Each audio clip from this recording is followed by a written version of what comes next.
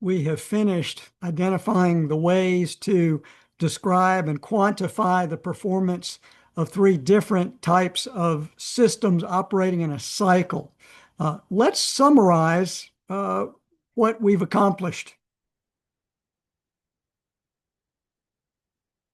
So this is going to be a summary of those three performance measures that we've already talked about. So what do these four images have in common? Well, we've just touched on those in the previous videos. You've got a power plant. It's a system operating in a cycle, and its output is net power. Got a refrigerator operating, of course, on the refrigeration cycle, requires power to run. Similarly, this window air conditioning unit, it also requires electric power to run, but it also operates on the refrigeration cycle. We've got a heat pump, which I've really just sort of shown a part of a heat pump, but it also, of course, requires electric power to operate the compressor section of the heat pump. So let's summarize our performance measure starting with the power cycle, also known as the heat engine. And so just for this recap, I've taken the dots away, but you fully understand I've got a schematic with dots, and over here on the summary, I don't have any dots, but I think you have a good understanding of what's going on. So the thermal efficiency is energy sought over the energy that costs.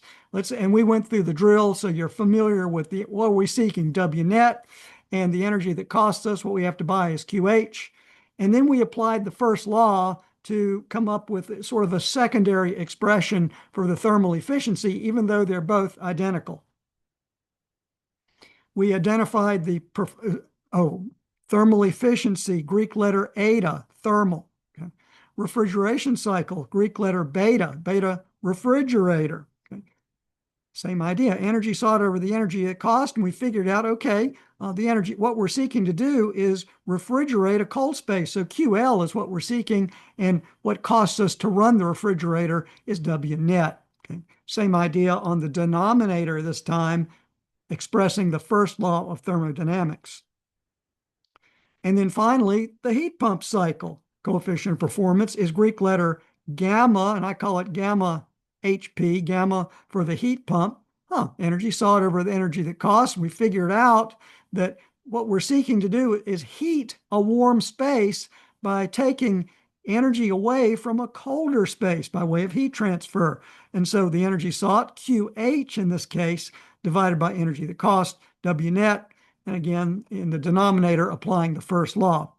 So do you see visually what these three have in common? Well, what these three expressions for performance have in common is the words that describe the measures of performance.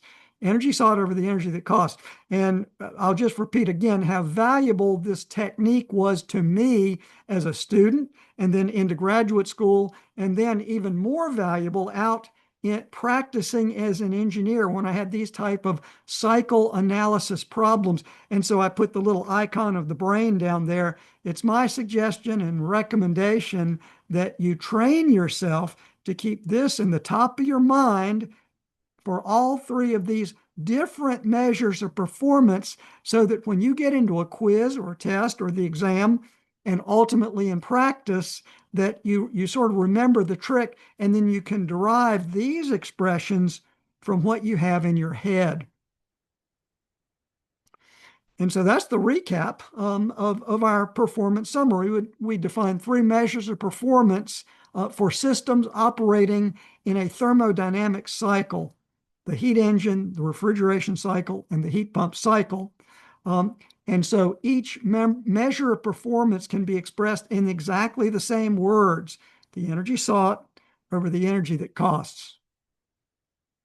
So I hope that little recap helps you get into your mind the easiest way to keep things straight, to not depend on a formula sheet, and to become more confident as you go into your quizzes and tests and ultimately the exam, because we want you to perform well on all of these things in order to get a good grade in this class, and ultimately good performance in the class. You're teaching yourself how to be a good performing, practicing engineer.